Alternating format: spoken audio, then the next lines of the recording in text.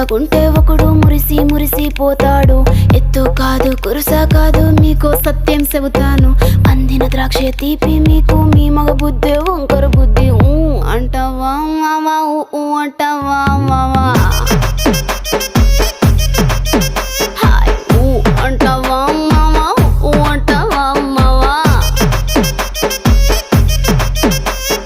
బొద్దు బొద్దుకుంటే ఒకడు ముద్దుగున్నావంటాడు.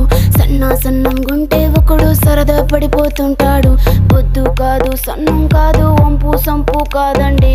ఒంటిగా సిక్కామంటే చాలు మీ మగ బుద్ధే వంకర బుద్ధి.